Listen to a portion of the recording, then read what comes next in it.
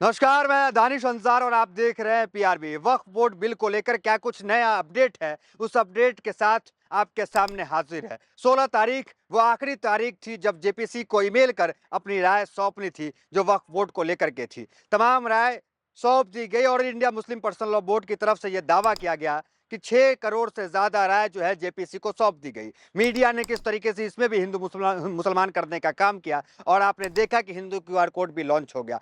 क्या कुछ मामला अब तक रहा, क्या कुछ रिपोर्ट अब तक आई और जेपीसी ने क्या माना, क्या वो 6 करोड़ ईमेल जो है जो भेजे गए थे वो सही से जेपीसी तक पहुंच गए या नहीं पहुंचे। तो आपके पैर के नीचे से जमीन खिसक जाएगी जो नया अपडेट लेकर के आए हैं, जो अपडेट बताने वाले हैं, जो जेपीसी ने मीडिया को बताया है वो बताएंगे। उससे पहले बात करेंगे नीतीश और नायडू की। नीतीश और नायडू इस वक्त जो है सरकार के लिए वो कांटा बन गए हैं, जो न तो उन्हें मना पा रहे हैं न समझा पा रहे हैं। यही कारण है कि नायडू पिछले 3 महीने में चौथी बार जो है प्रधानमंत्री मोदी से मुलाकात करते हैं। परसों जब नायडू दिल्ली आए थे और प्रधानमंत्री मोदी से मुलाकात किए थे तो सूत्र ये बता रहे थे कि नायडू जो वक्फ बोर्ड बिल के खिलाफ थे, नायडू जिस वक्फ बोर्ड बिल को जो है जेपीसी में भेजने का काम किया, वो प्रधानमंत्री मोदी से भी इस मामले में बातचीत की। और नीतीश के बारे में क्या करना, नीतीश कुमार इस मामले को लेकर लगातार मुस्लिम नेताओं से भी मुलाकात की और उस वक्त नीतीश कुमार ने कहा कि अक़लियतों की परेशानी मेरी परेशानी होगी, मुसलमानों की कोई परेशानी होगी वो मेरी परेशानी होगी। ये बयान नीतीश कुमार का है जब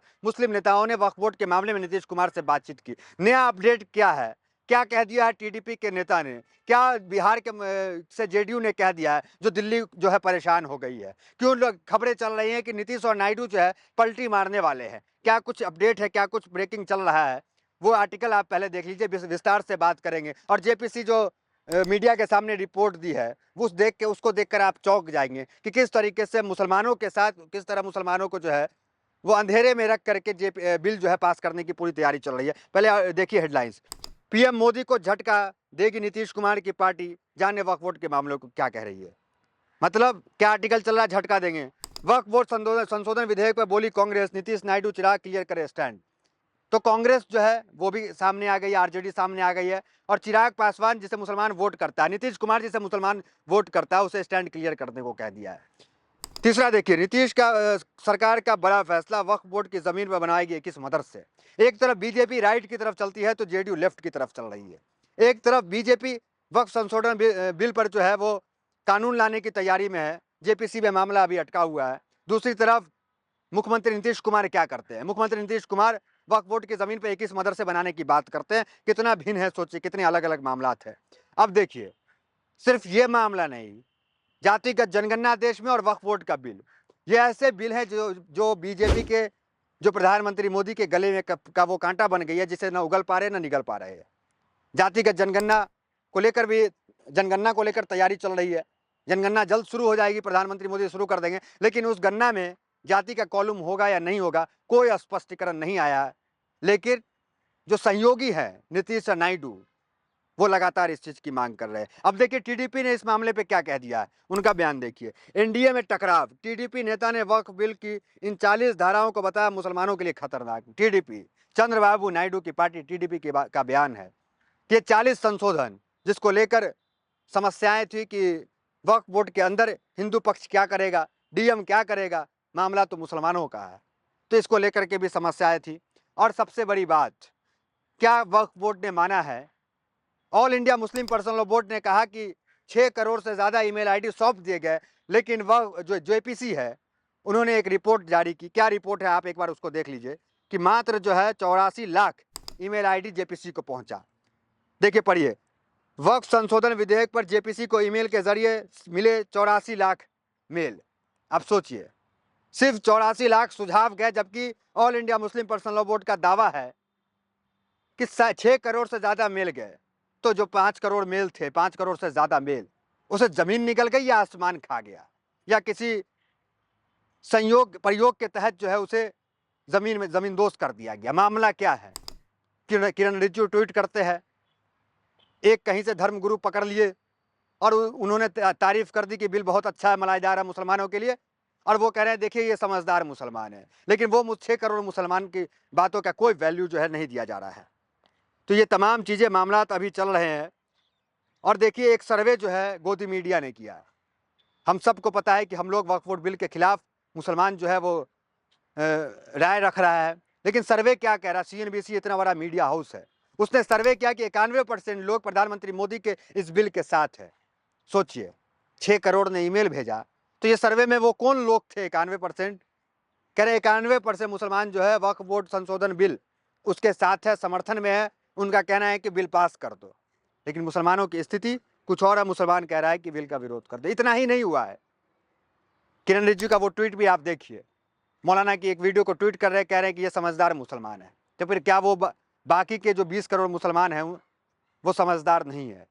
अब देखिए, 91 रिस्पोंडेंट सपोर्ट मोदी गवर्नमेंट वक्फ अमेंडमेंट बिल सर्वे, सीएनबीसी का सर्वे है, कह रहा है कि मामलात जो है 91% लोग जो है इस बिल के समर्थन में है। मुसलमानों को जिसका डर था कि हमारी मस्जिद, कब्रिस्तान ये सब छीन लिए जाएंगे, उस पर याचिका लगा दी जाएगी और गलत तरीके से बैकडोर से जो है उसको छीनने का काम करेंगे। तो ये बिल जो पास होता उस वक्त ये डर था। लेकिन खबर अभी भी आ रही है दिल्ली से, क्या रिपोर्ट है दिल्ली की, खबर बताते हैं आपको कि उस पर भी याचिका डाल दी गई। देखिए खबर देखिए, कब्रिस्तान और अवैध निर्माण का आरोप, हाईकोर्ट में वक्फ बोर्ड और दिल्ली सरकार से मांगा जवाब। पूरी खबर पढ़िए। दिल्ली हाईकोर्ट ने राष्ट्रीय राजधानी दिल्ली के ईदगाह रोड स्थित कब्रिस्तान में कथित अवैध निर्माण के मसले पर दिल्ली वक्फ बोर्ड पर चुप्पी साधने का आरोप लगाने वाली याचिका पर दिल्ली सरकार और बोर्ड से जवाब मांगा है। कार्यवाहक मुख्य न्यायाधीश मनमोहन और जस्टिस तुषार राव गेडले की पीठ ने याचिका पर दिल्ली सरकार, दिल्ली वक्फ बोर्ड के साथ एमसीडी और दिल्ली पुलिस से भी नोटिस जारी किया। तो जिसका डर था कि वो आगे हो जाएगा, मतलब मुसलमानों की मस्जिद, कब्रिस्तान, खानका, मज़ार, इन पे जो है गलत तरीके से कब्जा करने का कोशिश जो है वो सरकार करेगी। वो खबर अब निकल के सामने आ रही है, याचिका लग रही है। एक कब्रिस्तान जो लंबे समय से, सैकड़ों साल से जो है वो वहाँ पे थी, उस पर भी याचिका डाल दी गई है। तो ये तमाम मामलात है वक्फ बोर्ड को लेकर अब तक का अपडेट है, जिसमें सबसे चौंकाने वाला अपडेट ये है कि 6 करोड़ मेल होते हैं और मात्र 84 करोड़ लाख जो है मेल जेपी उसको पहुँचते हैं।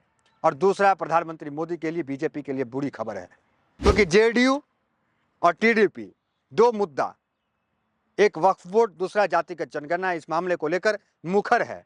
और क्या कुछ होता है, क्या राजनीतिक उलटफेर के संकेत देखने को मिलते हैं या नहीं देखने को मिलते हैं? क्या नीतीश कुमार की जो छवि है, जो मुसलमानों में उनकी छवि है एक धर्मनिरपेक्ष नेता की, या टीडीपी के जो चंद्रबाबू नायडू है उनकी छवि है एक धर्मनिरपेक्ष नेता की? क्योंकि आंध्र प्रदेश में अगर चंद्रबाबू नायडू सरकार बनाए हैं तो उसमें मुसलमानों ने झोली भर के वोट करने का काम किया है। और नीतीश कुमार ओबीसी नेता है, ओबीसी की राजनीति करते हैं और जातिगत जनगणना इनके लिए अहम है। हालांकि 25% मुसलमान भी नीतीश कुमार को वोट करता है और नीतीश भी मुसलमानों के लिए लंबे वक्त से काम करते आए हैं। लेकिन तमाम मामले में पानी न फेर दे ये मामला, इसको लेकर नीतीश और नायडू भी परेशान है। बीजेपी इस तरह के बिल लाकर अपने हिंदू वोट बैंक को खुश तो कर देती है, लेकिन उनके सहयोगियों का यही हाल होता है जो नीतीश और नायडू का भी हो रहा है। बीजेपी ने क्या क्या बिल लाया आपको देखा, हालांकि अभी बैसाखी पे मामला टिका हुआ है, नायडू का पूरी तरीके से साथ नहीं मिल रहा है, यही कारण है कि बिल अटक जा रहा है। चाहे वो ब्रॉडकास्टिंग बिल हो, चाहे वक्फ बोर्ड बिल हो, चाहे वो नजूल की बिल हो, चाहे वो फैसला क्रीमी लेयर का हो, चाहे वो फैसला जातिगत जनगणना के मामले में जो उनका कहना है कि सिर्फ जनगणना हो, जाति का कॉलम नहीं रहे, सब कुछ अभी अटका हुआ है। वो मोदी सरकार जो 1 घंटे में बिल पास करने का काम करती थी, वो मोदी सरकार जो फैसला ले लेती थी तो पीछे हटने का नाम नहीं लेती थी। कहती है कि इस गाड़ी में, जो प्रधानमंत्री मोदी की गाड़ी है, उस गाड़ी में बैक गियर नहीं है। वो प्रधानमंत्री मोदी किस तरीके से अटके हुए हैं, अमित शाह का मामला किस तरह से अटका हुआ है, ये देखने को इसलिए मिल रहा है क्योंकि सरकार अभी बहुमत में नहीं है, विपक्ष मजबूत है, विपक्ष के पास लीडर ऑपोजिशन है, विपक्ष का नेता है जो पिछले 10 साल में नहीं था। आगे तस्वीर और साफ हो जाएगी कि किस तरीके से बीजेपी जो है पूरा 5 साल कर पाएगी। क्या इनका जो इन्हें बैसाखी मिला हुआ, वह बैसाखी की वैलिडिटी आने वाले 5 साल है या नहीं है, क्योंकि नीतीश और नायडू खफा हैं, ये अंदरूनी खबर है। इस वीडियो में आपकी क्या राय है, कमेंट करके जरूर बताएं। बहुत बहुत धन्यवाद।